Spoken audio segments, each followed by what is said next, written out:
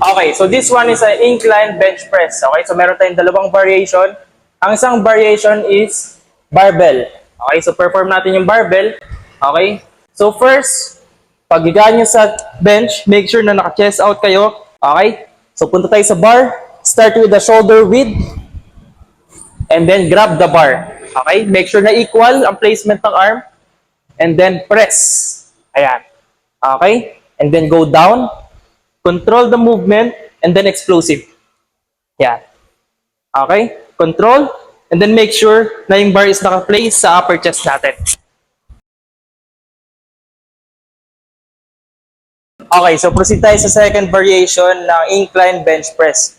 Okay, so variation natin is gagamit tayo ng dumbbell. Okay? So first, ang dumbbell is place nyo siya sa tuhod nyo. And then pag fix na kayo, sipahin nyo, and then grab nyo yung dumbbell. Ayan.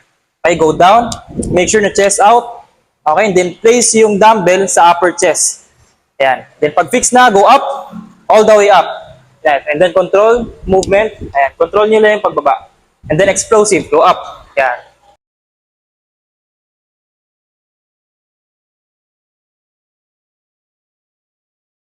So make sure nyo lang na pag gagamit kayo ng dumbbell, na huwag nyo gagamitin yung pinakamabigat. Kunin nyo lang yung lightweight to moderate weight na kaya nyo lang i-rep out. Okay, so pinaka-basic, try nyo gumawa ng 8 to 10 reps.